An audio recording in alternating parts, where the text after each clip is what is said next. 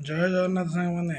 ଗୋଟେ ନିରାଟ ସତ କଥା, ଆପଣମାନଙ୍କ ପାଖରେ ଯେତେବେଳେ କିଛି ପଇସା ଗାଡ଼ି କିଛି ବି ଥାଏ, ସବୁକିଛି ଥିଲାବେଳେ ସମସ୍ତେ ପଚାରିବେ, ଆଉ ଆପଣଙ୍କ ପାଖରେ ଯଦି ସେତକ ନାହିଁ ତ ଆପଣମାନଙ୍କୁ କେହି ବାସିରେ ବି ଆଜ୍ଞା ପଚାରିବେନି। ଏଇଟା ନିରାଟ ସତ କଥା। ଆପଣମାନେ ନିଜେ ଥରେ ଚିନ୍ତା କରି କୁହନ୍ତୁ। ନିଶ୍ଚିନ୍ତ ଭାବରେ ଭିଡ଼ିଓଟିକୁ ଭଲ ଲାଗିଥିଲେ ନିହାତି ଭାବରେ କରିବେ। ଜଣେ ଜଣେ କୁହନ୍ତି ମୋର କେହି ନାହିଁ, କିଏ କହିଲା କେହି ନାହିଁ? ସମସ୍ତେ ଥାଆନ୍ତି, କିନ୍ତୁ ନିଜର ଲୋକ ଥାଇକିରି ମଧ୍ୟ ସେମାନେ ସପୋର୍ଟ କରନ୍ତିନି, କେହି କିଛି କୁହନ୍ତି ନାହିଁ। ନିରାଟ ସତ କଥା। ଯଦି ଭିଡ଼ିଓଟି ଭଲ ଲାଗୁଛି ଲାଷ୍ଟ ପର୍ଯ୍ୟନ୍ତ ଦେଖନ୍ତୁ। ଭିଡ଼ିଓଟି ବଡ଼ ହୋଇ ଲମ୍ବା ହେଇପାରେ। ସମସ୍ତେ ଥାଇକିରି ଏଥିପାଇଁ ସପୋର୍ଟ କରନ୍ତି ନାହିଁ କ'ଣ ପାଇଁ ଜାଣିଛନ୍ତି?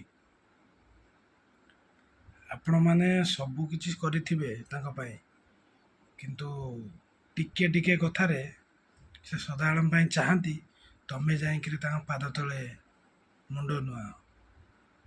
ବୁଝିଲେ?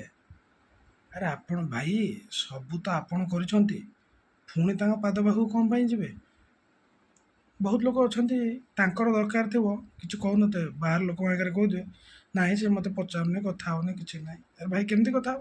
ତମର ଦରକାର ଅଛି ତ କଲ୍ କର ନା, ସେ ନିହାତି ଭାବରେ କଲ୍ ଉଠାଇବେ। କିନ୍ତୁ ଯଦି ଆପଣଙ୍କର ଦରକାର ନାହିଁ ତ କେମିତି ସିଏ ତାଙ୍କ ପଟୁ କଲ୍ କରିବେ? ତାଙ୍କର ତ କିଛି ଦରକାର ହେଲେ କଲ୍ କରିବେ ନା। କିନ୍ତୁ ସେ ସଦାବେଳେ ପାଇଁ ଚାହାନ୍ତି କି ନାହିଁ ମୋ ପାଦ ପାଖକୁ ଆସନ୍ତୁ।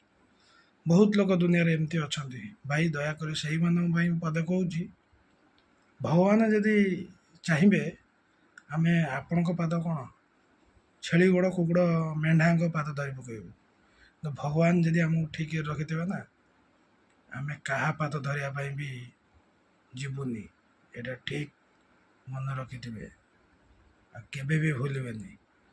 ରହିଲେ ଆଜ୍ଞା, ନମସ୍ତେ। ଭଲରେ ଥାନ୍ତୁ ସମସ୍ତେ।